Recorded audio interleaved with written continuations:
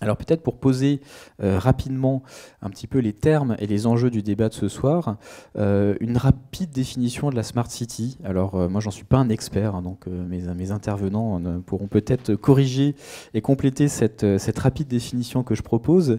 Mais donc la Smart City, c'est une notion qui est assez neuve et c'est un concept de développement urbain dont l'enjeu premier en fait c'est de savoir comment est-ce qu'on rend la ville plus efficace, plus évolutive et surtout plus adaptée aux besoins. Comment est-ce qu'on fait en sorte que la ville réponde aux besoins des citoyens et comment est-ce qu'on la gère de façon plus efficace.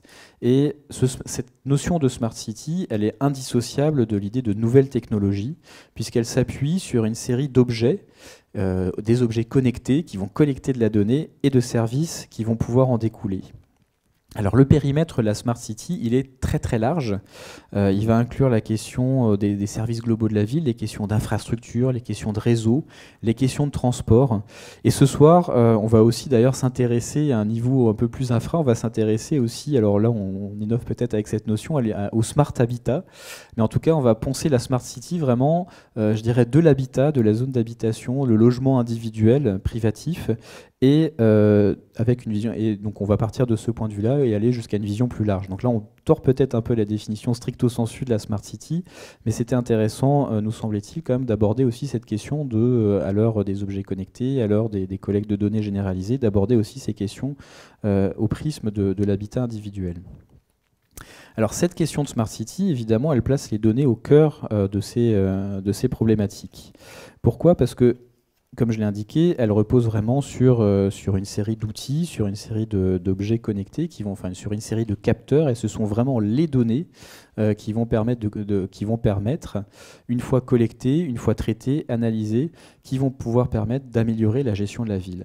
Alors, derrière, une fois qu'on a dit que ces données finalement sont au cœur finalement de la gestion, donc des décisions, ça pose énormément de questions sur l'appropriation et l'usage de ces données. Déjà, évidemment, c'est important de le souligner, la Smart City, elle implique quand même aussi de grands acteurs privés. Elle implique des grands acteurs privés sur des sujets qui ont des implications publiques. Après, les acteurs de la Smart City ne sont évidemment pas que ces seuls grands acteurs privés. Mais derrière, les questions qui sont soulevées sont de savoir à qui appartiennent ces données. Et donc, à qui appartiennent, ça veut dire par extension, à qui appartient le pouvoir qu'elle donne sur les prises de décision. Ça soulève des questions en termes d'efficacité. Est-ce que vraiment, puisque la promesse de la Smart City, c'est une gestion plus efficace de la ville, plus optimisée, plus en attente, plus en réponse aux besoins, est-ce que vraiment ces Smart Cities, ces grands outils technologiques apportent des réponses plus adaptées? C'est quand même une question qui se pose. Une question qui se pose aussi, c'est quels sont les outils et mécanismes de collecte d'appropriation des données? Quels en sont les mécanismes? Quels en sont les modes de contrôle, de régulation? Et enfin, et ça c'est évidemment le cœur aussi pour nous de notre cycle de rencontres débat, c'est quelle appropriation est faite par les citoyens de ces données numériques en lien avec la Smart City, et comment finalement cette question de la Smart City peut rencontrer une autre grande tendance du développement urbain, qui est celle de l'essor des dynamiques participatives et d'implication des citoyens dans la gestion des villes. Alors, pour en débattre ce soir, j'ai le plaisir de recevoir par ordre d'apparition de gauche à droite, Fabien Guénier de la Fabrique des Mobilités, donc, qui nous présentera l'action qui est menée par ce collectif. Tatiana Tferrodi, qui est chargée de recherche à Décider Ensemble et qui donc a notamment mené des études au sein de l'IDRI ou en lien avec la FING dans le cadre du projet Audacities sur les questions de crowdsourcing urbain, donc une notion qu'elle nous expliquera de façon plus détaillée. Et Arnaud Valin, qui est directeur des usages sociaux et du marketing social au sein de Dom Plus Group, et donc qui reviendra plus particulièrement sur ces questions que j'évoquais tout à l'heure d'habitat, de smart habitat, on pourra dire, plus précisément. Donc, premier tour un petit peu de questions à destination des intervenants sur un premier grand enjeu soulevé dans ma courte présentation, la question de l'appropriation des données par les citoyens. Donc, on l'a vu, est-ce que la Smart City peut avoir un potentiel de développement d'initiatives citoyennes? Et donc, si oui, ça pose vraiment la question de l'appropriation des données créées. aujourd'hui, là vraiment je vais m'adresser à chacun, quels sont les constats que vous faites sur l'appropriation de ces données dans différents domaines? Plus particulièrement, on peut se demander comment est-ce que les personnes et les collectifs s'approprient ces données, et plus largement finalement qui s'approprie ces données. Alors peut-être Tatiana pour commencer. Merci. Merci de la question et bonsoir à toutes et à tous. Merci de cette invitation aussi. Non, c'est pas assez près. Là, ça va. En même temps, bon. Je suis désolée, j'ai toujours du mal avec ces trucs. C'est mieux? Ah oui, oula.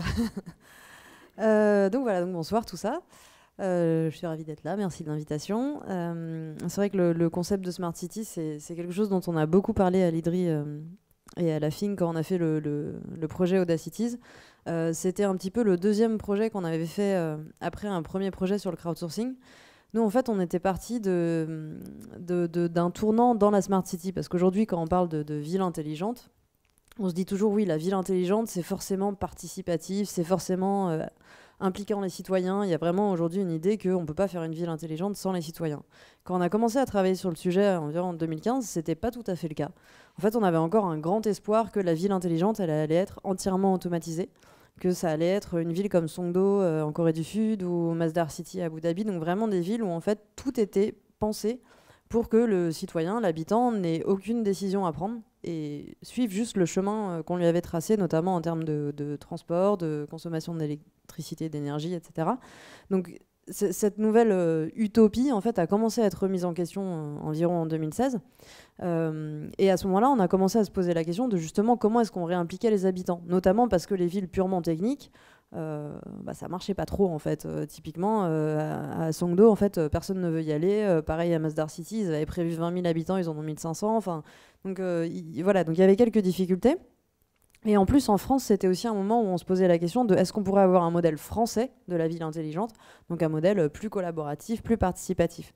C'est vrai qu'aujourd'hui, Smart City, ça paraît être quelque chose que tout le monde connaît, mais en fait, ça a plein de définitions différentes, et la place qui est donnée aux citoyens là-dedans, et la place qui est donnée aux citoyens dans la production et l'utilisation des données, est complètement différente selon qu'on pense la Smart City comme quelque chose qui est contrôlé à partir de grands écrans comme à Rio de Janeiro où vous avez vraiment voilà, une salle à partir de laquelle vous contrôlez toute la ville, ou au contraire un rôle qui est donné aux citoyens pour produire des avis, produire des données et même produire des projets pour le futur de la ville.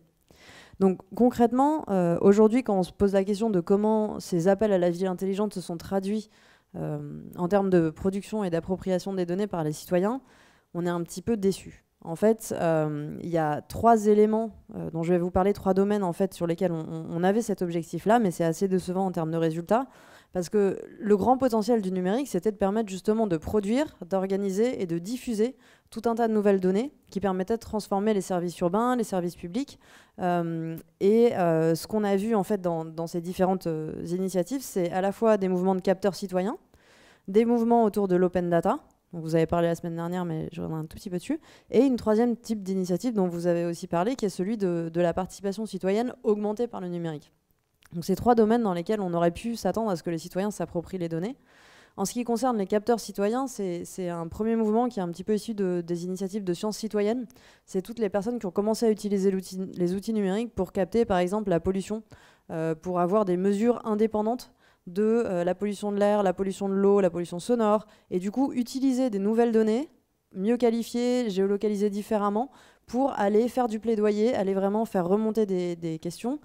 C'était aussi le cas par exemple avec la cartographie des aménagements cyclables, d'avoir vraiment une cartographie indépendante de ce qui existait et n'existait pas, et ensuite pouvoir aller demander, donc faire un plaidoyer politique. Mais c'est vrai que c'est pas quelque chose qui a réellement décollé.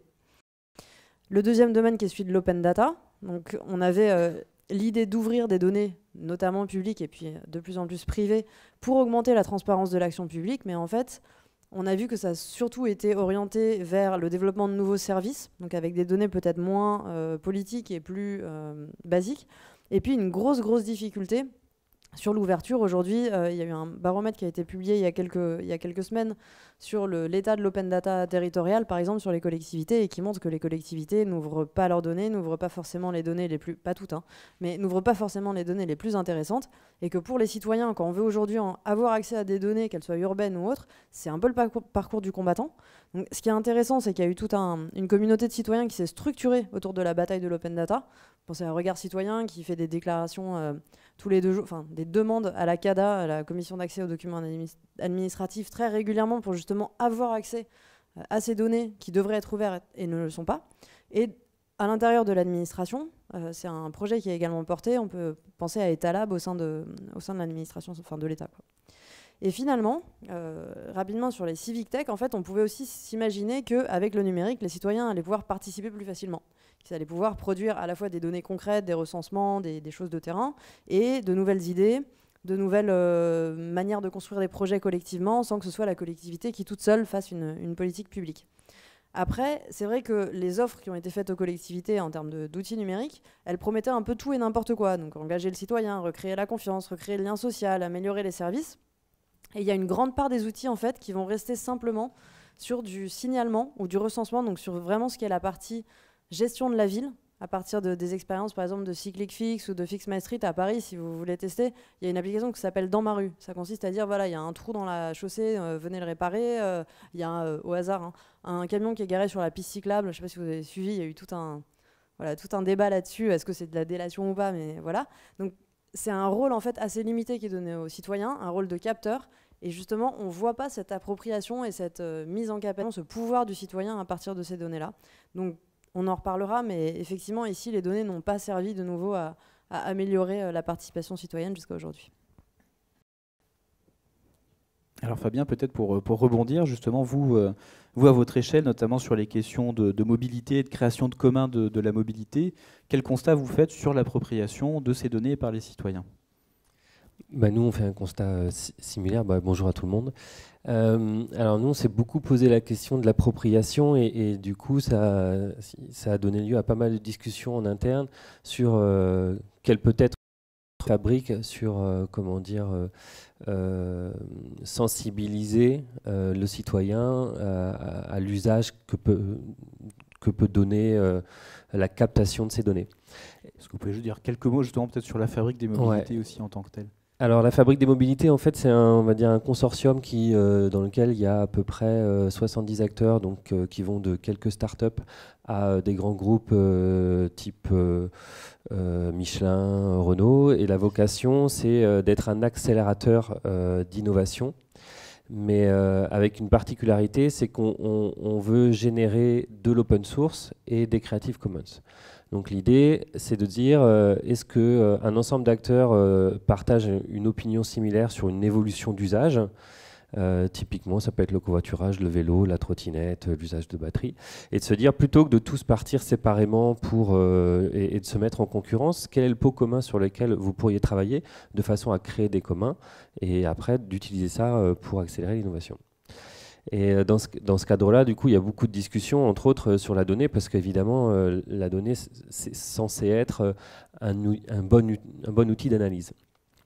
Et nous, ce dont on s'est rendu compte, c'est que les citoyens n'étaient pas forcément impliqués ni conscients de l'usage des données, de à quel moment les données sont captées et ce qui peut en être fait. Donc nous, en fait, on a pris un parti pris, c'est de faire très peu de communication sur la sensibilisation de la donnée, mais plutôt d'être un acteur qui va promouvoir l'usage et l'exploitation des données, sans forcément après aller vers un débat politique ou des choses comme ça. Donc nous, on va vraiment être sur la production d'outils aujourd'hui.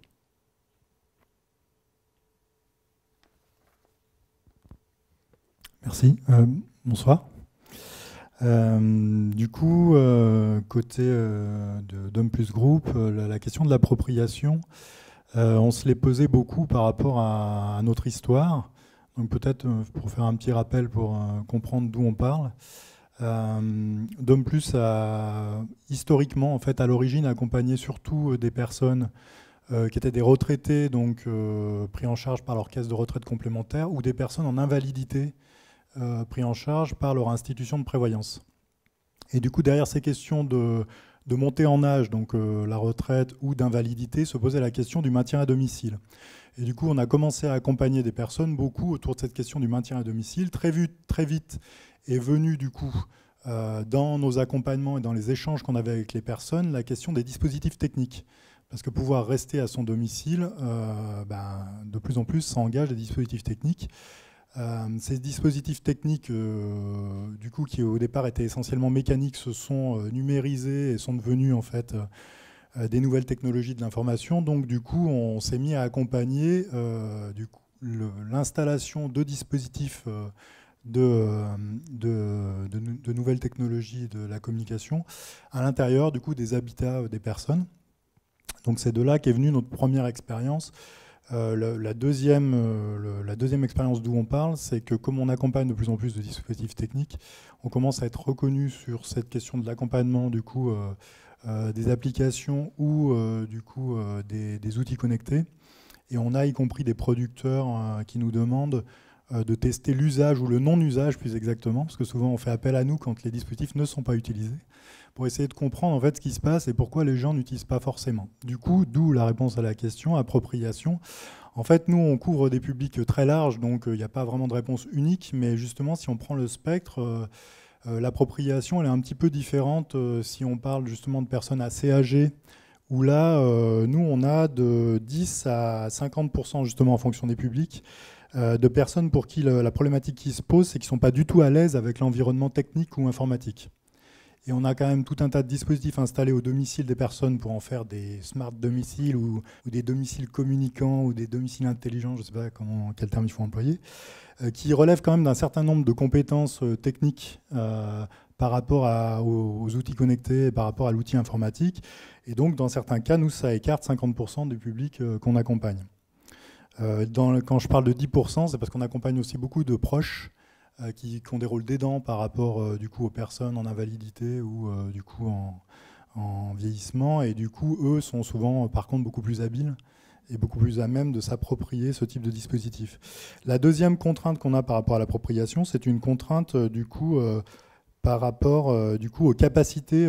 Là, je parle de capacités physiques et mentales qu'il faut pour utiliser. C'est-à-dire que là, ce n'est pas le fait que la personne a la culture ou pas pour utiliser, mais après, un certain nombre de ces dispositifs demandent aussi à avoir une mobilité ou des choses que nous, certains de nos publics n'ont pas. Et ça, c'est un frein pour 40% de nos publics. Ensuite, toujours par rapport à cette question de l'appropriation, on a 30 à 40% des personnes du coup, qui ne sont pas dans la cible. Et là, ça renvoie un petit peu, là, je partage complètement le regard assez lucide qui est fait sur un certain nombre de dispositifs, notamment qui normalement se veulent adapter aux communicants, mais qui crée les dispositifs et par rapport à quelle problématique, par rapport à quel enjeu, par rapport à quel objectif ont été créés les objets qu'on va mettre au domicile des personnes. Moi, je ne parle pas de la ville, je parle que du domicile, parce que je n'ai pas d'expertise sur la ville. Et du coup, en fait, nous, on a 30 à 40% des personnes qui ne sont pas dans la cible. C'est-à-dire qu'à la limite, le dispositif pourrait les aider, mais la manière dont il a été conçu, la manière dont les retours d'informations vont être faits, ça ne leur correspond pas forcément. Et ensuite, là, on est dans l'extrême inverse, c'est-à-dire qu'on est dans les personnes qui sont très équipées et qui ont une grosse culture du numérique. Là, nous, ça nous crée 10% de freins sur des personnes qui sont contre le multi-device. C'est-à-dire qu'ils ont déjà un téléphone, ils ont déjà du coup un interphone à leur domicile, et du coup le fait de rééquiper avec du coup une box avec, ça peut créer un frein qui est le frein d'avoir trop de téléphones, voilà. Et donc ça c'est 10% en fait des freins à l'appropriation. Voilà. Donc l'appropriation effectivement elle s'accompagne. Nous on est persuadés qu'il faut de la personnalisation là-dedans.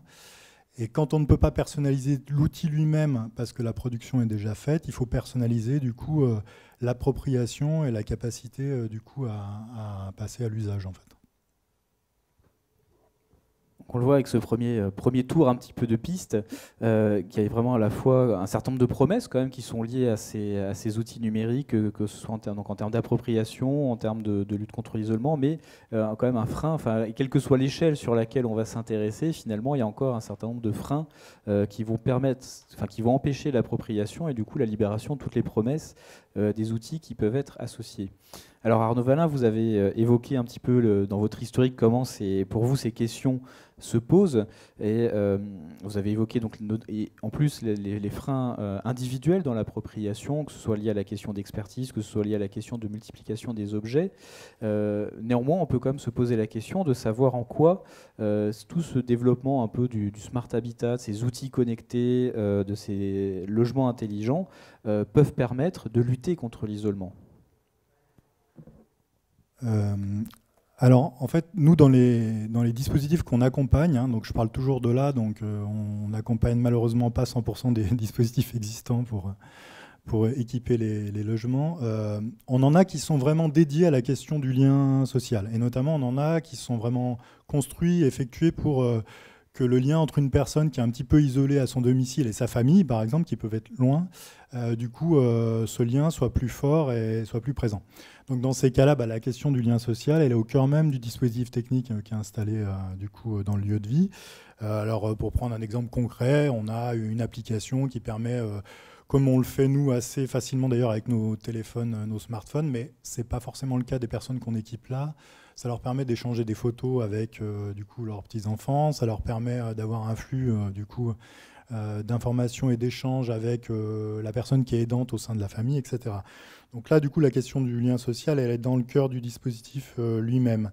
Mais ce dont on s'aperçoit aussi, c'est que dans l'installation de ces dispositifs et le paramétrage de ces dispositifs, c'est là où c'est intéressant, ça crée aussi des liens qui n'existent d'ailleurs pas forcément dans la vie, alors je ne sais pas comment il faut la qualifier. J'aurais tendance à vouloir dire vie réelle, mais en fait, le dispositif virtuel est tout aussi réel que la vie réelle. Disons que, je prends un exemple concret. Par exemple, il y a beaucoup de dispositifs en fait, qui doivent assurer la surveillance du domicile, qui nécessitent que les personnes mettent en place des comités de voisinage dans certains langages, pour certains producteurs, réseaux d'entraide pour d'autres, réseaux d'acteurs ressources pour encore d'autres. Quoi qu'il en soit, ça nécessite à la personne de lister les personnes qui vont pouvoir du coup la contacter pour vérifier si réellement il y a un problème, voire même des personnes qui ont la clé et qui vont pouvoir ouvrir le domicile pour vérifier s'il y a une problématique. Ça semble basique, néanmoins, pour des personnes qui n'ont aucun lien d'affinité entre elles. Je pense par exemple à une personne qui va mettre quelqu'un de son club de sport, c'est un ami du club de sport, donc il va positionner l'ami du club de sport, par exemple, en première position, et ensuite il va positionner du coup un enfant.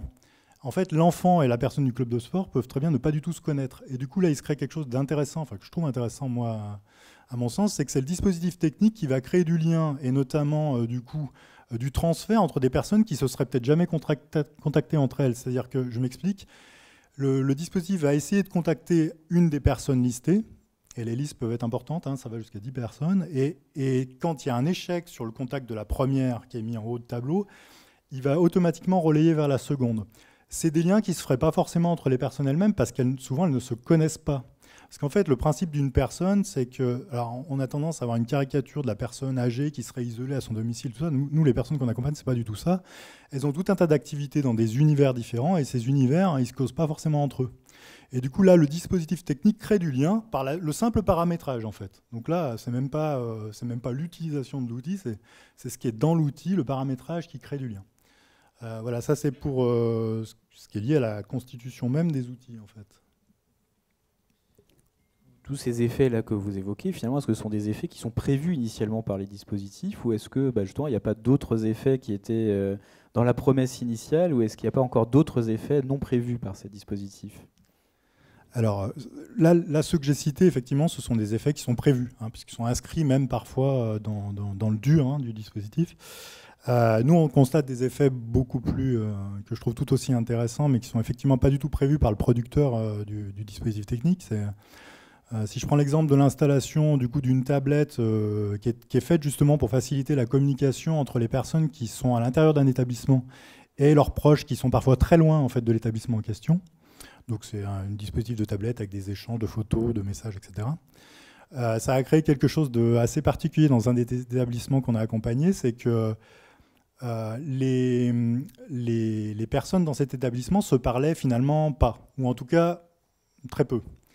Et ça a créé du coup quelque chose d'assez intéressant, c'est que l'arrivée de la tablette, qui n'était pas forcément un outil qui était facilement utilisable par beaucoup d'entre eux, ça a donné le rôle de personne compétente à un des résidents, parce que lui connaissait cette question du numérique, il maîtrisait parfaitement la tablette, etc.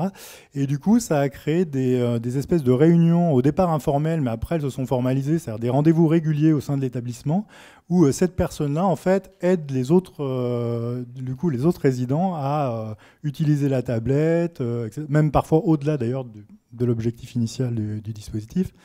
Et du coup, ça crée là aussi du lien.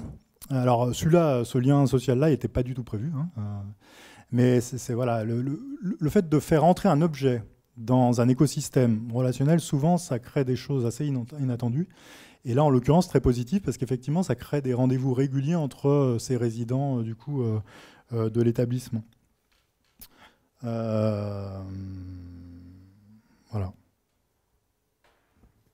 Donc de ce point de vue-là, on peut dire qu'il y a vraiment des vraies externalités positives afférentes à ces outils. Ouais, je pense à un dernier exemple, du coup. Par exemple, les systèmes de surveillance du domicile, il faut comprendre dans quel contexte social souvent ils sont sollicités. C'est souvent soit des enfants, alors on va les qualifier d'aidants maintenant, qui sont inquiets pour la personne qui veut rester chez elle. Donc ils veulent pas lui faire de peine, donc ils veulent pas forcément lui dire de toute façon maintenant il faut que tu sois institutionnalisé, que tu ailles dans un établissement. Mais en même temps, ils sont très inquiets parce qu'ils ont plus confiance dans ses capacités à être autonome, à rester chez elle sans tomber, sans qu'il lui arrive quelque chose. Donc ça crée des tensions au sein des familles qui sont très importantes. De l'autre côté, du côté de la personne, elle a envie de rester chez elle, mais elle sent l'inquiétude chez ses enfants ou ses frères et sœurs, etc. Et du coup, il y a cette même tension. Et souvent, du coup, le premier effet d'un dispositif, par exemple, d'une box de télébienveillance ou surveillance, etc., c'est de désamorcer ces tensions, du coup, entre les proches et la personne. Et nous, on a même accompagné au tout début, maintenant on arrive à convaincre les personnes de laisser les dispositifs connectés. Mais on a connu plein de situations de famille où ça fonctionnait très bien parce que ça va vraiment améliorer les relations interfamiliales, alors que le dispositif était rangé dans un placard et qu'il n'était même pas branché. Puisqu'en fait, le fait d'avoir pris le dispositif servait à désamorcer l'inquiétude, etc. Donc, les enfants étaient contents parce que la personne avait accepté de prendre le dispositif. La personne rassurait, du coup, ses proches. Mais en fait, elle disait « Mais moi, j'en ai pas besoin de votre truc. » Donc, ça avait fonctionné, ça avait fait l'élément qui, pour elle, dans son objectif à elle, son intérêt à elle, était le plus important, c'était d'apaiser les relations familiales. Donc là aussi, un effet qui n'est pas du tout l'effet escompté ni prévu de l'objet, n'empêche que c'est un effet réel et que pour nous, en fait, comme on accompagne souvent des personnes qui peuvent avoir des fragilités par moment, le fait de garantir qu'ils soient bien entourés et que l'entourage ne soit pas en conflit et soit présent, c'est pour nous un intérêt majeur, en fait, qui n'est pas du tout secondaire. Donc une force, même non branchée, finalement, l'outil peut faire son effet. Donc ça, c'est... Alors, on s'est intéressé plus particulièrement aux questions d'habitat. Maintenant, on va essayer un peu de se mettre en mouvement, de sortir de l'habitat et parler des questions de mobilité. Et donc pour ça, je vais me tourner vers Fabien. Donc voilà, vous l'avez évoqué, à travers la fabrique des mobilités, c'est évidemment un sujet qui pour vous est au cœur. Alors, je voudrais d'abord vous demander peut-être de rebondir sur ce qu'évoquait Tatiana sur les questions de capteurs citoyens et donc comment des outils d'initiative citoyenne peuvent permettre justement de capter, d'utiliser des données pour construire des projets. Aujourd'hui, par exemple, toutes les données d'air, d'énergie, de climat, tout ce qui est lié à l'environnement sont des données qui sont censées être accessibles. Est-ce qu'aujourd'hui, donc elles sont accessibles, mais est-ce que pour autant les citoyens s'en emparent ? Alors effectivement, aujourd'hui, les données sont accessibles parce qu'il y a un décret qui est passé qui fait que, en fonction des tailles de collectivités, les fournisseurs du coup de données qui sont liés à l'énergie, l'usage de l'énergie, de l'air et du climat sont censés, sur demande, fournir un ensemble de données à la collectivité. Est-ce que les citoyens s'en emparent ?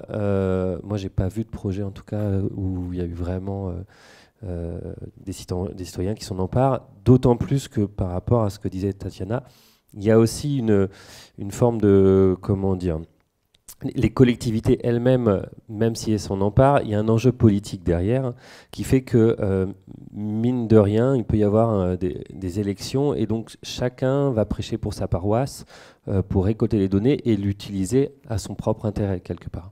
Donc ça limite aussi l'accès aux données. Alors, à côté de ça, c'est vrai que pour le citoyen directement, il n'y a peut-être pas forcément énormément d'usage, mais malgré tout, aujourd'hui, on a quand même un système qui est donc la Startup Data, qui est donc porté par beta.gouv. Donc aujourd'hui, je crois qu'il y en a à peu près 70 et l'année prochaine, ils espèrent en monter entre 120 et 140. Comment ça fonctionne? Ça fonctionne de manière très simple. C'est dans un ministère, quelqu'un se rend compte qu'il y a un besoin particulier et du coup, à partir de ce besoin, on va monter une équipe dans un format start-up financée par le ministère de façon à répondre à une problématique ou un usage. Et donc, ça, c'est intéressant parce qu'on peut penser, entre autres en termes de mobilité, il y a eu des projets, dont je pourrais vous parler après sur le taxi, qui se sont montés. Mais là encore, on va se retrouver, plus on avance sur la donnée, plus on se retrouve face à des nouvelles problématiques. Donc, première chose sur la donnée, c'est que la donnée en soi n'exprime que très peu de choses, il faut qu'elle soit contextualisée, et en plus, il faut qu'il y ait un référentiel, s'il n'est pas commun, enfin un référentiel minimum qui permette du coup un peu de transversalité et un peu d'analyse. Et ça, on ne l'a pas toujours. Et quand on demande des données aussi à des fournisseurs de données, tout n'est pas standardisé. Donc le standard, en fait, est aujourd'hui une problématique. Alors nous, en France, on aime bien mettre des normes, mais bon, les normes ne vont pas toujours faire standard, en fait. Et la deuxième chose, c'est que après, on n'est pas outillé pour les exploiter. Et ça, c'est un vrai problème. Donc, imaginons qu'on monte un outil et on sait capter la donnée. Après, comment est-ce qu'on fait pour faire vivre les serveurs, développer les logiciels et les maintenir à flot? Eh bien, tous ces systèmes-là ne sont pas prévus. Et donc, même chez beta.gouv, on sait trouver des fonds pour initier les projets.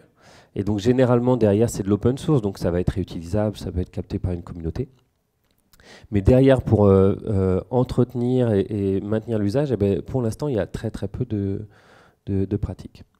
Alors, malgré tout, c'est quand même intéressant parce que si on prend par exemple donc beta.gouv, il y a eu un projet sur les taxis qui vise du coup à généraliser l'information des taxis dans une base de données sur laquelle on peut se connecter et assez facilement du coup se connecter au taxi. Et en France, ça a été très peu utilisé. Paradoxalement, vu que c'est de l'open source, eh bien en fait, ça a été capté par le Québec et le Québec a réutilisé cette technologie pour, eux, la mettre en place.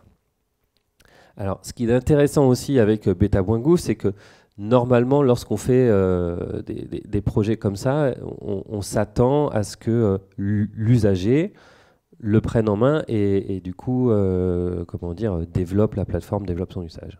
Bon, là, l'intérêt de beta.gouv, c'est que si jamais l'usager n'y va pas, l'État peut dire, bah, on a quand même décidé que ce serait par la loi ce mode de fonctionnement. Donc, quelque part, ça laisse un relais législatif pour faire avancer les problématiques. Peut-être plus spécifiquement, enfin, donc là vous avez évoqué les questions de taxi. Si on s'intéresse plus particulièrement au projet de micro-mobilité, quel rôle la Smart City peut avoir dans le développement de projets de ce type-là et quel point de vigilance il faut avoir pour assurer la pérennité de ces projets? Alors je pense que vous avez tous remarqué dans Paris l'émergence grandissante de deux usages, que ce soit le vélo assistance électrique et particulièrement la trottinette.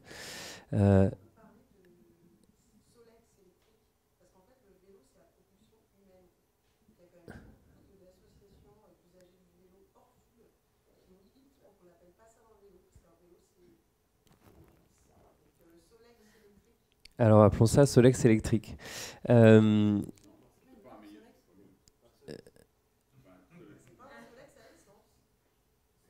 Ouais, c'est un peu différent.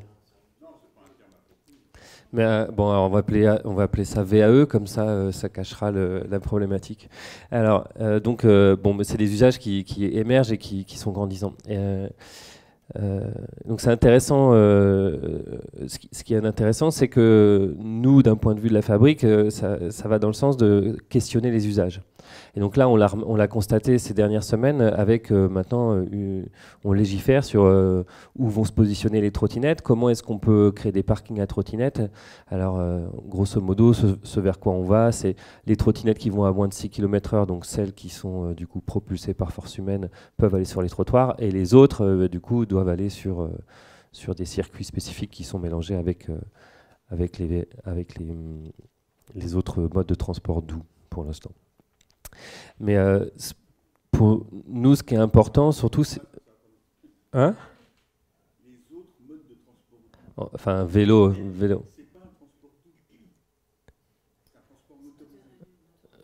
Ouais, juste on va rester sur les données pour ce débat. Nous, ce qui est important pour nous, c'est de pouvoir collecter les données pour pouvoir après faire des plans d'urbanisme plus complets. Et donc typiquement là-dessus, il y a plusieurs projets qui ont été menés, ou du coup des projets qui ont été menés via du crowdsourcing, donc c'est-à-dire que c'est des utilisateurs qui eux consciemment ont téléchargé une application et ont enregistré leurs itinéraires de façon à avoir du coup une analyse des flux, de façon à ce que dans les villes et particulièrement dans les villes du continent africain, où il y a un mixte de transport formel et informel qui est extrêmement important. Donc ça veut dire qu'on a des modes de transfert, de transport, typiquement des gens qui prennent leur voiture ou des minibus et qui font du transport. Et en fait, c'est extrêmement compliqué de faire l'analyse si on n'a pas des données réelles, parce que analyser avec des questionnaires, les gens ne se souviennent pas forcément de tout leur transport. Et là, l'idée, c'est qu'en l'espace de à peu près 2 semaines, dans la ville du Caire, ils ont réussi à cartographier du coup l'ensemble du réseau informel et formel. Ce qui permet à la suite de ça de faire de la planification et du coup de compléter les différents circuits. Et pour en revenir à la question sur l'appropriation, c'est aussi ce type d'usage qui fait que les utilisateurs prennent conscience de la valeur de leurs données. Alors du coup, moi j'avais préparé un petit élément là-dessus, parce que si on peut le passer. L'idée c'est quoi? C'est parce que je trouve que quand on parle de données, on se représente pas toujours ce à quoi on peut faire référence. Donc là en fait c'est mon compte personnel, mon compte Google, et je ne sais pas si vous savez, mais Google vous donne accès gratuitement à ce qu'ils appellent Google Timeline. Et donc là, si vous voulez, en haut à gauche, vous voyez 2017, j'ai mis le mois d'avril, et par exemple, on peut cliquer sur n'importe quel jour, et on va se rendre compte que Google, c'est tout de mes itinéraires, en fait, sur une des barres bleues, qui est juste en dessous. Ouais, voilà. Ouais, vas-y. Et donc là, on va se rendre compte qu'à la date du 8 avril, et si tu veux bien aller sur le tracé, on va se rendre compte que Google sait quel type de transport j'ai pris, quels sont les horaires et tout ce qu'il a fait. Et ça, typiquement, c'est gratuit, hein, c'est Google qui nous donne et qui nous montre quelque part, voici ce qu'on sait à minima de vous. Et je voulais le montrer et le partager parce que c'est un usage très concret de ce qui est fait en fait. Et évidemment, une fois qu'une ville a accès à tout un ensemble de données de ses usagers, ça permet quand même d'avoir après en termes de smart cities, d'avoir en tout cas une analyse potentiellement plus fine, en tout cas de mieux adapter ses choix politiques sur la ville. Voilà. Après, je voulais donner d'autres exemples plus liés à l'open, on y viendra après. Bon, allons-y. Donc nous, évidemment, quand on parle d'open source et d'open data, l'idée, c'est aussi que ce soit efficient pour les usagers. Et pour donner un exemple simple, c'est donc les voitures électriques ici qui étaient en partage. Donc du coup le contrat a été perdu et aujourd'hui il va y avoir du coup à nouveau un appel d'offres pour refaire du car sharing. Et en fait, derrière ça, par exemple, toutes les bornes qui sont utilisées aujourd'hui, ce sont des bornes propriétaires. Et ces bornes propriétaires, ça veut dire que le prochain exploitant, eh ben, soit il faudra qu'il s'adapte aux bornes, soit il faudra faire payer à la communauté le fait d'enlever les bornes et de les remplacer par d'autres. Et c'est là en fait où l'usage de systèmes open hardware ou open source crée des standards et permet à la collectivité du coup d'avoir des systèmes plus efficients et surtout qui peuvent se transmettre d'un exploitant à un autre. Et c'est aussi vers ce champ d'éléments que nous on cherche à développer les pratiques open source dans la mobilité entre autres.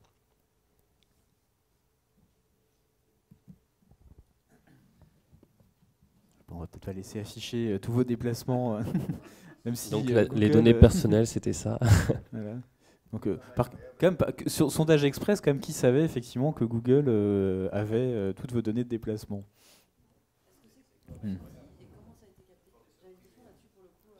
Alors en fait, comment ça a été capté? Ben, c'est extrêmement simple. J'ai cliqué sur les CGU, donc les conditions générales d'utilisation, au moment où j'ai mis mon compte, j'ai activé mon compte Android. Voilà. Et donc comme tout le monde, je les ai lus, les 150 articles et pages, on est d'accord. Et donc naturellement, ça s'est enregistré. Alors nous, on a un projet comme ça pour l'appropriation, la sensibilisation, où on veut reproduire un petit peu ce système-là via un traceur sur le téléphone. Enfin, c'est pas encore lancé, mais et ce qu'on veut faire, c'est simplement qu'une personne sciemment décide d'enregistrer. Et ces traces vont du coup dans le cloud. Et après, il décidera de partager avec la ville son niveau de le niveau de données qu'il veut bien. Parce que là, ce qu'on n'a pas vu, c'est que quand même, Google, il nous donne évidemment accès à un ensemble d'éléments, mais en fait, derrière, il y a des motifs de déplacement que là, on ne connaît pas. Donc, typiquement, là, Google, il sait que en l'espace d'une semaine à analyser, il sait que je vais toujours d'un point A à un point B. En fonction des horaires, il sait que c'est mon lieu de travail. Et puis qu'après, je vais d'un autre point à un autre point, mais ça va être mon lieu de restauration. Et donc, du coup, assez rapidement, on peut faire de la prédiction, enfin de l'analyse prédictive. Et donc, évidemment, on voit très très vite l'application publicitaire qu'on peut en faire, en tout cas pour des gens comme Google, quoi. Et évidemment, l'idée de l'appropriation de la donnée, elle est là aussi. C'est-à-dire, bon, tout le monde connaît cette phrase maintenant, mais bon, faire prendre conscience qu'on est devenu des produits. Est-ce que c'est bien ou mal? Moi, j'en sais rien. Mais en tout cas, se dire que oui, je produis quelque chose, juste le fait de respirer, de me déplacer, en tout cas dans la mobilité. Et du coup, comment ça, est-ce que ça m'est revenu ou pas? Enfin, ça pose ce type de questions. Juste peut-être, parce que j'ai aussi une question, c'est par rapport à l'usage d'un des applicatifs de Google, par exemple Google Maps, ou c'est hors usage de n'importe lequel de leurs applicatifs? Alors, c'est hors usage, mais là c'est juste une démonstration des données qu'ils ont collectées. Alors là par exemple ils ont enlevé, je voulais essayer de vous le montrer, mais je crois qu'ils ont perdu les accès. À un moment donné, Google avait, enfin ils ont arrêté de nous donner accès. Il avait monté un système d'analyse des mails sur Gmail. Et grosso modo, quand on lançait l'analyse, ça prenait entre 3 et 4 minutes. Bon, et en fait, c'est très simple. Il scanne l'ensemble de vos mails sur les métadonnées. Et après, il va créer des nuages d'intérêt et y lier les personnes avec qui vous avez discuté. Donc moi, typiquement, j'ai lancé parce que je trouvais ça drôle de voir, 4 ans après, qu'il y a 2 ans, j'avais un intérêt, je dis n'importe quoi, c'est pour l'exemple, pour la pêche, et que ce sujet-là, j'en discutais avec 4 personnes. Et d'un autre côté, j'avais un intérêt pour, je sais pas, des jeux vidéo ou des vacances de ski, et j'en discutais avec 3 ou 4 autres personnes. Et donc ça, c'est à nouveau, Google me donne accès à ce petit outil d'analyse. Bon, maintenant, apparemment, j'ai cherché, je le trouve plus. Mais voilà ce que ça peut donner, en fait, aussi, les données. Faites l'expérience. Hein. Si vous avez un compte Google, vous pouvez chercher votre timeline. Et vous avez aussi un profil Google. C'est intéressant à voir. C'est-à-dire qu'en fonction de vos clics, il vous a défini un profil qui correspond à... Et moi, j'ai été voir le mien. C'est quand même sur le temps. Clairement, on connaît mes intérêts. Donc, à un moment donné, où je me suis intéressé à des choses qui ne m'intéressent plus aujourd'hui. Et du coup, ils ont toute cette histoire aussi derrière. Que moi, forcément, j'ai oublié. Hein. Donc on le voit, le sourcing des données, il est quand même en partie assuré par des grands acteurs du numérique, grâce à nous, de façon plus ou moins éclairée, on va dire, et consciente. Mais donc bon voilà. Aujourd'hui, donc, dans ce sourcing des données, finalement, quelle place il y a pour les acteurs? Et donc, ça pose la question de ce qu'est le crowdsourcing urbain. Donc, là, je me tourne vers vous, Tatiana, puisque vous avez travaillé là-dessus, vous avez fait une étude à l'IDRI sur ce sujet plus particulièrement. Déjà, est-ce que vous pouvez nous présenter un peu plus cette notion, peut-être un peu barbare pour certains, de crowdsourcing urbain, et préciser finalement quels sont les outils, les usages principaux qui y sont associés aujourd'hui? Oui, alors ça va être compliqué parce que je pense qu'il y a tout un débat politique là qu'on pourrait avoir sur la captation des données et comment les réutiliser. Et voilà, mais on a dit que... On se le garde c'est pas la même pour chose que après. les vélos. Pardon, pas les vélos. Mais oui, effectivement, c'est un débat hyper important.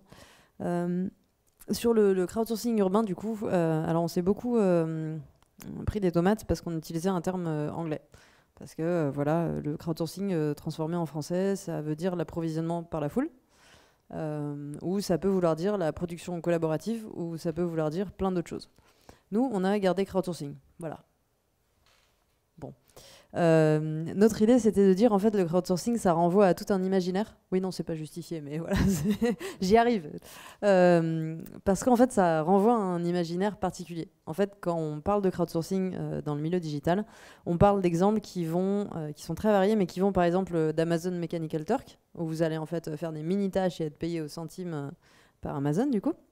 D'exemples comme Wikipédia, où en fait c'est la production collaborative d'une encyclopédie, donc avec une foule de contributeurs qui va apporter chacun sa petite pièce à l'édifice, ou OpenStreetMap qui pareil va découper la production d'une information en petites tâches qui peuvent être réalisées. Je ne sais pas si vous aviez vu passer un moment, il y avait un appel à contribution pour OpenSolarMap, où il demandait en fait aux citoyens, utilisateurs, n'importe qui, de simplement cliquer sur des photos en montrant dans quel sens était orienté le toit. Comme ça pouvait permettre de préparer une politique en fait de mise en place de panneaux solaires. Aujourd'hui, quand vous cliquez sur la reconnaissance d'un chien ou la reconnaissance d'un chat, c'est pas pour la production de quelque chose de collaboratif, c'est Google qui améliore ses algorithmes de reconnaissance des images. Donc en fait, à chaque fois qu'on fait une tâche sur Internet, c'est un travail qu'on fournit et qui du coup sert à produire des données et à produire de la connaissance. Et le crowdsourcing, c'est ça aussi, c'est cette idée en fait de découper une chose en toutes petites tâches et ensuite de pouvoir faire de nouvelles données et de nouvelles informations. Donc nous en fait dans le contexte urbain, on s'est demandé est-ce que ça ce serait applicable pour la production de données qui serait plus fine, de meilleure qualité, avec des géolocalisations, avec justement cette possibilité justement de produire des données très individualisées et de décider ensuite de les fournir pour mieux gérer la ville et mieux prévoir le futur urbain. C'est vrai que l'un des premiers exemples qu'on avait vus, c'était justement ces initiatives en Afrique, et au Kenya par exemple, où des gens avaient cartographié avec leur smartphone tout leur trajet dans des bus qui étaient des bus informels. Donc pour vraiment montrer comment la ville était desservie ou pas, et donc ce qui permettait après à la collectivité de mettre en place une ligne de bus là où il y en avait besoin. Mais au-delà de ces données un peu brutes, nous on s'est aussi dit, en fait il y a toute une possibilité de production d'idées, de projets, d'évaluation, d'attentes des citoyens, et en fait ces données, c'est pas ce qu'on imagine comme les données brutes, la production d'un point de géolocalisation, mais ce sont des données en fait qui sont utiles pour la prise de décision. En fait, c'était un petit peu le croisement entre tout un enthousiasme pour le digital et les données, et d'un autre côté, cet enthousiasme pour la participation citoyenne, et qui disait, voilà, il faut impliquer le citoyen dans la gestion de sa ville et la définition de politique publique. Donc on était parti de ça en se disant, on va avoir des données qui sont produites par un grand nombre d'individus, peu importe les données dont on parle. Qu'est-ce que ça va réellement changer à la fabrique de la ville? Il faut savoir que l'IDRI, qui est l'Institut de développement durable et des relations internationales, notre objectif, c'est pas les données pour les données. C'était de se dire, voilà, aujourd'hui, on est face à des défis environnementaux qui sont tout petits et pour lesquels, en fait, on n'a pas les solutions, ou en tout cas, on n'a pas les solutions avec le pouvoir de les faire appliquer. C'est-à-dire que pour faire face aux défis auxquels on fait face aujourd'hui, il va falloir plus que simplement de la sensibilisation, il va falloir plus que juste de l'automatisation et de l'optimisation de la ville, pour faire changer des comportements en pensant que ça va arriver comme ça. Donc il faut un petit peu changer la posture de l'environnementaliste qui pense qu'il va apprendre tout aux gens. Et il faut aussi un pouvoir, en fait, face aux grands groupes, face aux régulateurs, pour vraiment demander des changements plus importants, parce que même si c'est intéressant, à la petite échelle de l'individu, on n'arrivera pas forcément à tout faire changer. Donc on s'est demandé, voilà, on a aujourd'hui le numérique qui permet de créer des communautés, qui permet de les outiller, de leur donner vraiment une visibilité, un impact. Qu'est-ce que ça va produire au niveau urbain? En plus, en 2016, quand on a commencé à travailler là-dessus, c'était le moment juste avant le sommet du partenariat pour un gouvernement ouvert. Donc là, on commençait à parler des civic tech, qui allaient hacker la démocratie, remettre le citoyen au cœur de la décision publique. Bon, entre-temps, ça a un peu redescendu, hein. Mais il y avait vraiment cet objectif, voilà, qu'on pouvait... si, c'est très jupitérien, justement. Mais ça ne marche pas. Vous allez comprendre. C'est filmé ici. Hein. Voilà. Bref. Voilà. Non, mais du coup, il s'est quand même passé un certain nombre de choses. Et ce qui est intéressant avec ce type d'innovation technique, ou de discours d'innovation technique, c'est que quand même ça recrée un intérêt pour des choses qui étaient un petit peu délaissées, et notamment la participation citoyenne. Ça fait quand même 40 ans au moins qu'on parle de participation citoyenne et que les citoyens sont un peu déçus parce que ça mène pas forcément à quelque chose, les dispositifs voilà, traînent un peu, et là on s'est dit voilà, avec le numérique on peut faire plein de choses, et les collectivités ont relancé leur démarche de participation citoyenne avec ces outils. Donc, je ne sais pas si je rentre dans le détail tout de suite, avec quelques exemples, mais c'est vrai que la question du recensement et de la cartographie était au cœur de ces initiatives. Parce qu'au départ, par exemple, on avait Uber qui avait tout un tas de données, et donc les collectivités ont passé des partenariats avec Uber pour récupérer ces données de transport. C'est quand même un peu particulier quand on dit voilà, que les opérateurs privés doivent pouvoir ouvrir les données, ce n'est pas encore le cas. C'est aussi des choses comme Strava, où pour le coup c'est les citoyens qui choisissent vraiment de développer leur itinéraire. Là on est vraiment sur du recensement, de la cartographie collaborative, et là on est dans un citoyen capteur, mais qui pour le coup le fait de manière active. Il le fait pas parce qu'on capte ces données sans qu'il soit au courant, en fait. Là vraiment, du coup, ça, comme tu disais, en fait ça l'implique dans la production de la ville, ça l'implique dans sa gestion. Il y a un deuxième type ou niveau de contribution qui est celui du citoyen évaluateur, qui va pour le coup formuler des préférences, envoyer des avis, faire des sondages. Et si on prend l'exemple par exemple du vélo, c'est un bon exemple parce qu'il y a à la fois des initiatives de cartographie, il y a aussi des initiatives d'évaluation comme la mairie de Paris qui a fait un questionnaire, Google, mais qui a fait un questionnaire quand même en ligne, sur lequel les citoyens en fait remplissaient qu'est-ce qu'ils préféraient comme type de piste cyclable. Est-ce que c'était les vélos avec le bus, la voie cyclable à côté dans un sens ou la voie cyclable à côté dans deux sens? Et en fait, ce qui est hyper intéressant avec ça, c'est qu'en consultant les 8000 cyclistes parisiens qui ont répondu, donc en fait c'est une communauté qui est très mobilisée, hein, c'est pas le cas sur tous les sujets, ils ont eu des réponses qu'ils n'attendaient pas. En fait, ils pensaient que les cyclistes adoraient être derrière les bus. Et en fait, non. Ils préféraient en fait une voie à côté.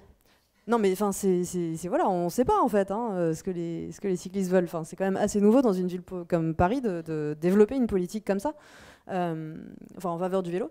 Et du coup, ils n'aimaient pas non plus en fait quand il y avait des voies séparées, mais avec un petit bord qui fait qu'en fait on peut pas sortir, et quand il y a quelqu'un qui s'est garé, on peut plus sortir de là. Ouais, voilà. Donc en fait, c'est vraiment en fait il y a des informations qui manquent. Et ça, c'est quelque chose qui est assez nouveau pour les collectivités, de se dire on va vraiment pouvoir faire appel aux citoyens, pas juste pour le faire participer, mais parce qu'on a besoin d'informations qu'on n'a pas. Et enfin, un dernier usage ou un dernier recours aux citoyens, qui est plutôt celui du citoyen comme partie prenante. Et là, en fait, on a vu fleurir tout un tas de plateformes qui permettent de faire du débat à grande échelle, de l'intelligence collective, des outils de codécision, de coproduction. Pour l'instant, c'est vrai qu'on n'en est pas encore... on n'est pas encore là où on pourrait être en termes de mobilisation des citoyens, mais sur des plus petites communautés, ça peut fonctionner. L'exemple typique, c'est les budgets participatifs. C'est des choses qui sont politiquement très importantes et aussi qui permettent d'impliquer des communautés dans la coproduction de projets. Alors ça peut aller ça peut être très basique, genre simplement on commente, on vote, on donne des idées. Ça peut aussi aller vers, on utilise un outil pour écrire ensemble le projet, pour rajouter des images, faire quelque chose et vraiment construire quelque chose ensemble. Donc voilà. Dans le cadre de cette étude, donc, qui portait sur les données urbaines, vous avez quand même été amené à vous interroger aussi sur les questions de participation citoyenne plus spécifiquement. Est-ce que vous pouvez nous dire pourquoi ?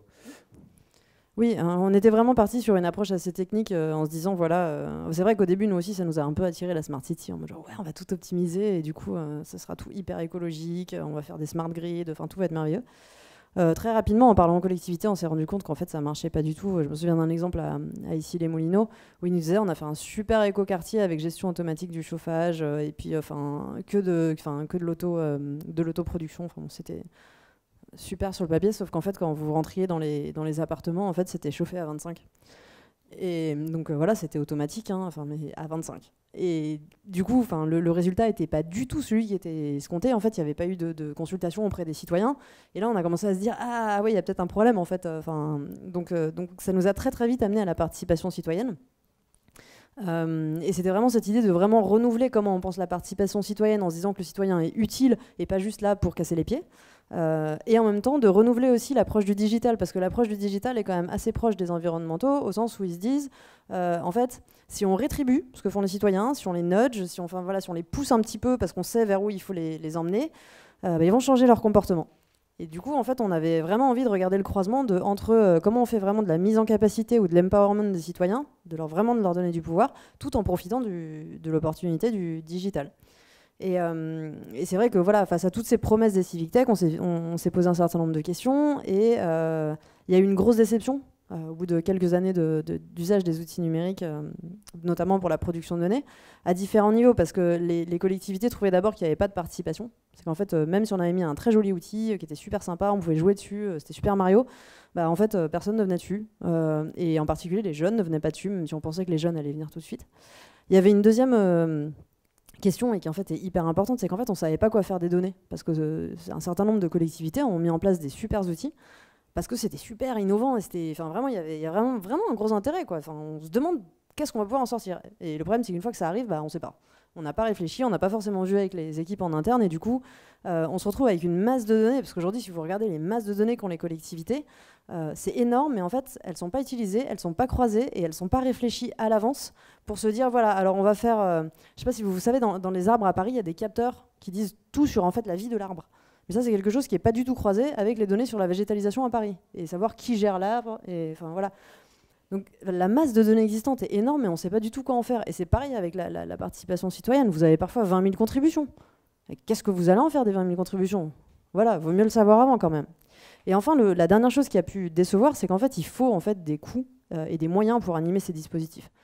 Rentrer en contact avec les personnes, et on s'est aperçu que c'était juste des personnes qui, en pleine période de canicule, le seul moyen qu'elles avaient en fait, de faire réellement en fait, du courant d'air dans leur domicile, l'ouverture des fenêtres ne suffisait pas, et donc elles ouvraient effectivement pendant la moitié de la journée, portes et fenêtres, pour que ça crée un courant d'air et pour qu'elles se sentent bien. Voilà. Et en fait, le dispositif seul n'aurait jamais été capable d'apporter cette information-là. Et aucun dispositif, l'illusion de penser que plus on va démultiplier les mesures et mieux on va comprendre les personnes, mais c'est totalement utopique. Il y a un moment donné, pour comprendre les personnes, il faut rentrer en interlocution avec elles. Et donc ça, voilà, c'est des cas précis. Qu'est-ce que nous apprennent ces cas précis sur les dispositifs de mesure et sur les capteurs? Ils nous apprennent quelque chose de très intéressant. C'est qu'un dispositif de mesure, un capteur, qui soit fait par la municipalité, par qui on veut, il est toujours fait par des acteurs précis en fonction d'un objectif précis. Sauf que là, par exemple, dans le cas des dispositifs au domicile, la personne, son seul objectif à elle, c'est pas la sécurisation.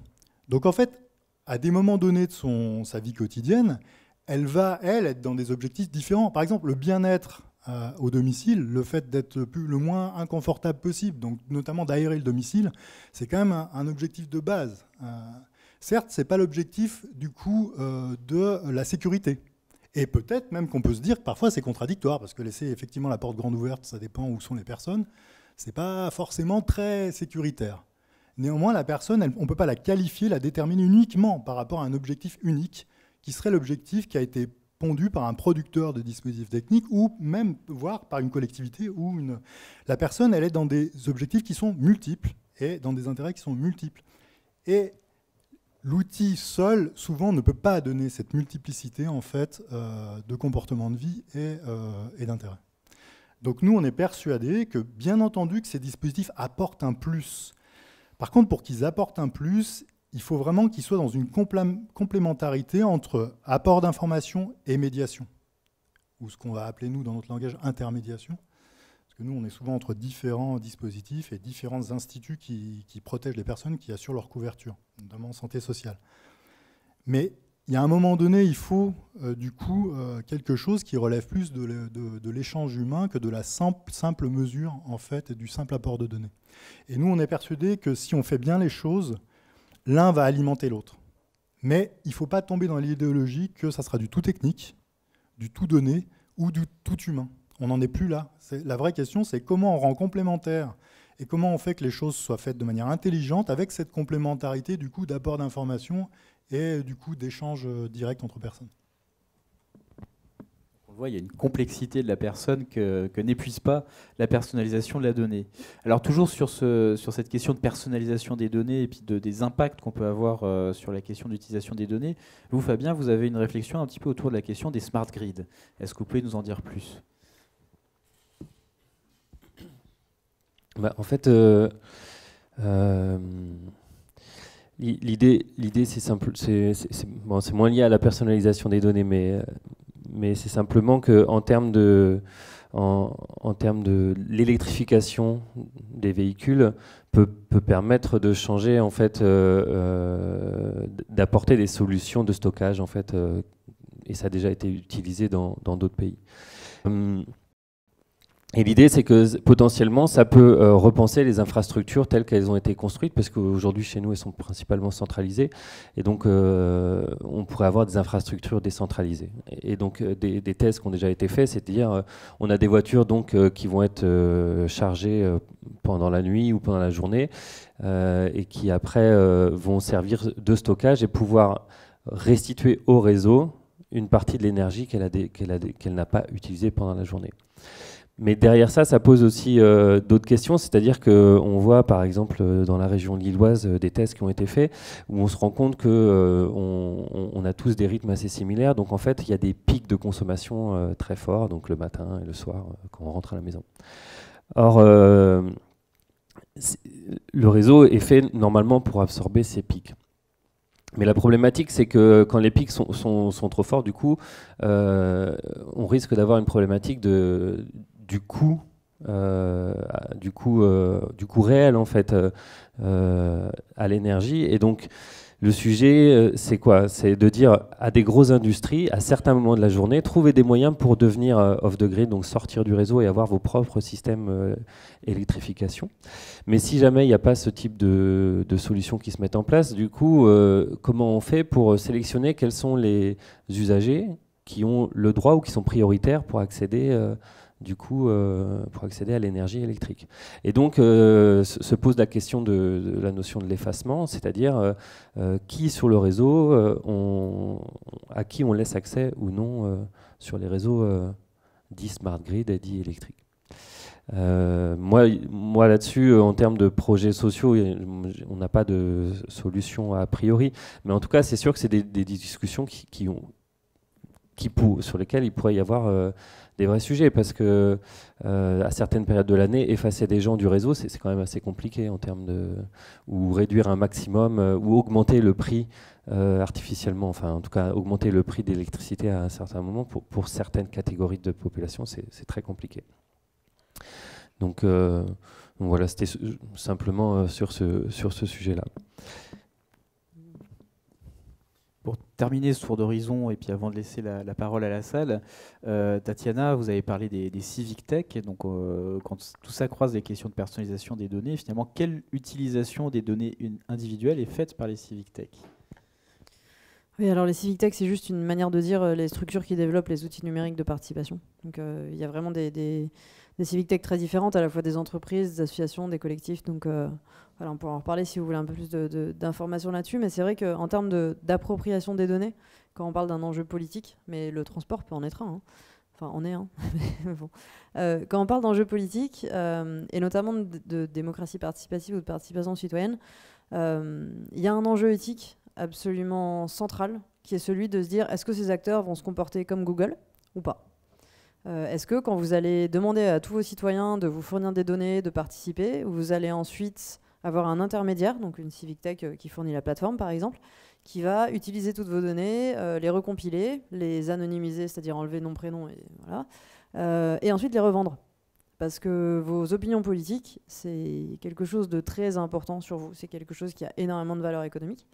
Donc, à qui on va donner ces données-là, c'est un peu particulier. Aujourd'hui, en fait, on est dans une situation où c'est un débat un petit peu qui est un peu repoussé vers le futur. Parce que pour l'instant, à vrai dire, on n'a pas des volumes de données suffisants pour que le civic tech puisse en faire une utilisation commerciale. Donc même les plus grosses qui existent aujourd'hui, peut-être à l'exception aujourd'hui de make.org qui commence à vraiment avoir de gros volumes de données, il n'y a pas encore suffisamment de données pour que ça ait un intérêt commercial direct.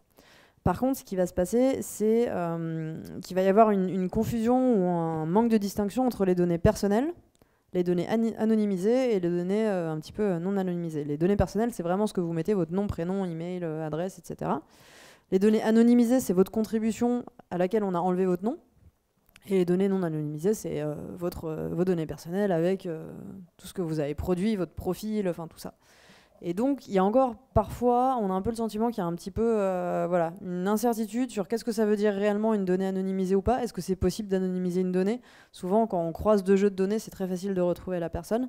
Donc là, quand on voit qu'il y a voilà, 1000 participants qui produisent des données, des avis, par exemple, politiques assez marqués dans une zone géographique définie, voilà. Est-ce qu'on peut parler de données anonymisées juste parce qu'on a enlevé le nom et le prénom? C'est pas sûr. Donc, voilà. Nous, on appelle à une grosse éthique de ce côté-là et à en gros, on n'aime pas interdire, mais voilà, interdire la revente des données de la part des civic tech quand il s'agit de mécanismes de démocratie participative. Ou l'autre option, ce serait vraiment de le mettre en gros et en clignotant sur la page d'accueil. Genre attention, on va revendre vos données. Un peu en l'optique RGPD, ce serait pas mal quand même. Enfin, donc, voilà.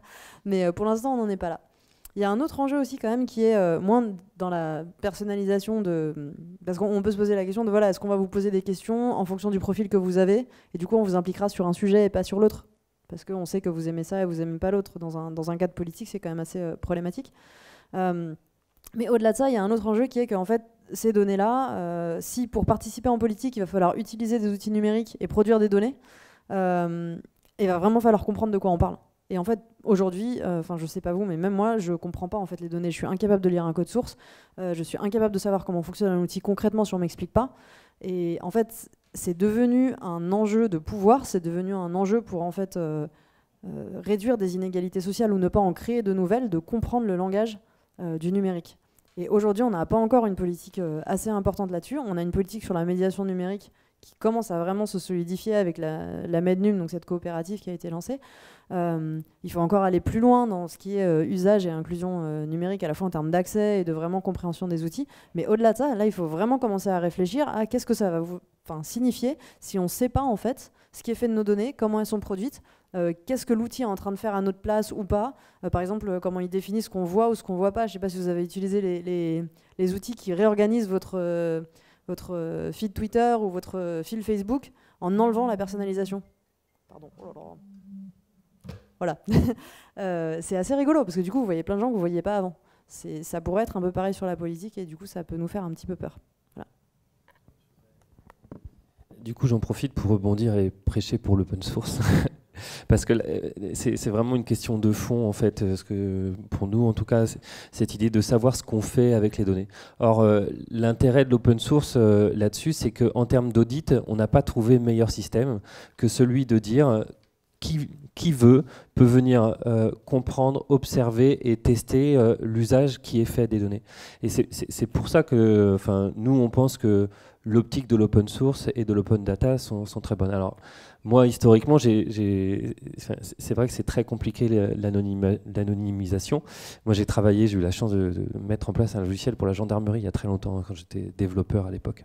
Et du coup, c'était extrêmement délicat parce que quand on croise les données de l'assurance et les données de la police, on peut retrouver n'importe qui, quel type d'accident et qu'est-ce qui s'est passé pour la personne. Et du coup, là aussi, ça peut mettre, en tout cas, ça peut jeter l'opprobre sur une personne parce qu'à un moment donné, il a eu un comportement routier qui était, discutable. Mais donc, illégal. Ou même pas forcément, hein, mais donc voilà. Du coup, c'est vrai que pour nous, l'open source pour ça est hyper intéressant et ça permet aussi de développer extrêmement vite des solutions.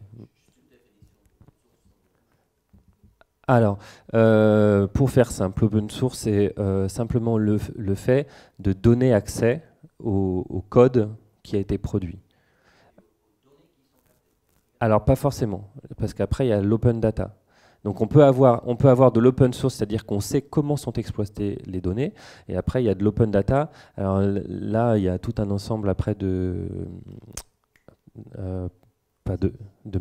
licences qui sont à regarder de manière plus précise, mais du coup c'est deux choses différentes. On peut avoir accès à certaines données, et après on peut les exploiter de manière différente. Donc les deux sont intéressants et se mêlent bien, mais là je parlais surtout de l'open source.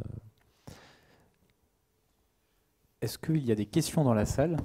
Oui. Moi, c'est plus une observation quand on parle de dessiner des lignes de bus à partir des données des citoyens. Imaginons un cas un peu similaire en France, n'importe quel pays d'ailleurs, mais les seuls qui vont être capables de participer, c'est ceux qui ont un ordinateur, qui sont au courant, etc. Donc là, c'est classique comme observation, mais finalement, après, on prend la décision de créer une ligne de bus sur la base de ces quelques retours. À la limite, avant, on ne demandait même pas l'avis. Donc, voilà, très bien. Mais du coup, moi, ce qui m'embête un peu, c'est qu'on a du coup une impression d'efficacité. On se dit, ah tiens, ça y est, maintenant on a donné l'avis, et du coup, ça légitime d'autant plus, alors que ce n'est pas forcément un bon qualitatif de représentativité extrêmement fort. Alors pour réagir là-dessus, du coup, comment améliorer la participation et quelle légitimité à faire des lignes de bus, à utiliser les questions des données pour améliorer les lignes de bus? Moi, je suis complètement d'accord avec l'observation et je pense que Arnaud l'a très bien décrit juste avant, en fait, donc je ne vais pas forcément rebondir dessus. Je pense qu'il y a aussi une question et c'est ce que tu as dit au début, c'est on croit que du coup, parce que c'est nouveau en fait, d'avoir accès à autant de données. Et on croit que c'est un peu la panacée. Or non, ça pose plein de questions. Et la première, c'est qui est représenté dans ces données. Et du coup, les gens qui ne sont pas représentés dans ces données, comment on fait pour aller les rencontrer? Et même se représenter, c'est ce que disait Arnaud. Est-ce qu'on est bien sûr d'avoir compris comment ces données ont été créées, ce qui correspond bien à l'hypothèse qu'on s'en est faite, quoi. Donc oui, c'est... Après, peut-être juste, histoire de ne pas non plus... diaboliser ces nouvelles choses qui arrivent, ça a toujours été le cas. Hein. C'est-à-dire que c'est là où je rejoins, d'ailleurs pas complètement quand vous disiez qu'on ne posait pas forcément la question. Il y a toujours eu des dispositifs pour essayer d'interroger, en fait, on va dire le citoyen, l'habitant, etc. Et tous ces dispositifs ont toujours posé la question de à quel point ils permettent d'accéder à l'ensemble des personnes ou à quel point ils ne laissent pas, du coup, dans l'ombre un certain nombre de personnes. Donc même les enquêtes classiques, avec des retours même papier au domicile, etc., la question de ceux qui du coup n'allaient pas jusqu'au remplissage, ça s'est toujours posé. Quand je dis ça, je ne veux pas dire que du coup c'est bien d'oublier une partie du public. Je dis juste que ce n'est pas ces nouveaux moyens qui créent la question. La question a toujours été là et les politiques ont toujours été confrontés à ça. Je suis d'accord sur l'illusion. Oui, je voulais répondre en deux choses. En fait, il y a des initiatives qui sont assez sympas aussi, où, enfin, je sais pas si c'est sympa, mais où en fait on a utilisé les données des téléphones portables des citoyens, donc sans leur demander leur avis, hein, bien sûr, mais en partenariat entre une collectivité et un opérateur mobile, qui du coup a regardé en fait quels étaient les trajets faits le soir, par exemple, pour ouvrir une nouvelle ligne de bus pour les jeunes qui rentraient de boîte de nuit ou des choses comme ça. Donc en fait, c'est pas toujours forcément la personne qui va participer volontairement. Je dis pas que c'est mieux, hein, mais voilà. Mais il y a tout un tas en fait de données qui peuvent être croisées pour améliorer les usages. Le gros problème qu'on a souvent sur les transports, c'est que qu'est-ce qu'on fait avec les personnes qui fraudent, par exemple ? C'est-à-dire que est-ce qu'on enlève une ligne de bus parce qu'on est dans un quartier où je sais pas, les personnes fraudent, où le tourniquet il est cassé, ou non mais vraiment, où en fait les gens valident pas dans le bus parce que voilà, ils ont pas l'habitude de valider donc ils le font pas. En fait il y a plein d'arguments qui font que si on se dit juste à partir des données officielles on va prendre une décision, pour l'instant on est toujours dans un moment où il y a un arbitrage politique après. Ça veut dire voilà, on a cette source de données plus d'autres. Et après on décide et on prend cette responsabilité et on prend pas toujours heureusement on prend pas toujours les décisions seulement à partir d'une masse de données. La décision de fermer une gare parce que y a que 3 personnes qui vont dedans, c'est rationnel économiquement et c'est complètement idiot en termes de lien social. Donc il y a toujours un arbitrage politique, mais par contre ce qui est super intéressant et que vous soulignez bien, c'est en fait ce passage de la représentativité à ceux qui parlent, c'est quelque chose d'hyper important du passage au monde du numérique, à Internet. Et là, en ça, je suis pas forcément d'accord parce que sur le fait que ça n'avait pas changé par rapport à avant. Parce qu'aujourd'hui, quand on regarde les enquêtes qui sont faites sur l'opinion, la manière dont on l'a construit, il y a un super bouquin de Baptiste Cotras qui vient de sortir, si ça vous intéresse, qui a étudié comment les startups, enfin un certain nombre de startups, construisent l'opinion différemment que l'enquête par sondage qui existait avant. Et en fait, il y a un abandon en fait, de cette idée de représentativité, par exemple sociodémographique, où avant on allait faire un effort pour vraiment aller chercher différentes catégories de la population, en se disant, pour tout un tas de startups, qu'en fait ceux qui parlent, c'est ceux qui ont un avis. Et donc c'est eux qu'on va aller chercher. Enfin, je vous simplifie un petit peu, mais en fait, avec Internet, on n'entend que ceux qui parlent. Ceux qui se taisent, on ne va pas les voir. Donc s'il n'y a pas cette politique d'aller vraiment chercher les autres, on peut avoir quelque chose de complètement biaisé. Peut-être juste un petit point de sémantique. Pour moi, il y a quand même une différence entre ceux qui parlent. Il y a une différence entre parler et avoir un avis. En fait. Et pour moi, justement, c'est vachement important d'avoir ça en tête. C'est pas parce qu'on parle qu'on a un avis. Il y a des gens qui parlent pour pas forcément se poser en termes d'avoir un avis sur une question. Et surtout, c'est pas parce qu'on ne parle pas qu'on n'a pas d'avis. Donc c'est là où il y a quand même un petit souci, effectivement, dans cette question de ce type de recensement-là, en fait.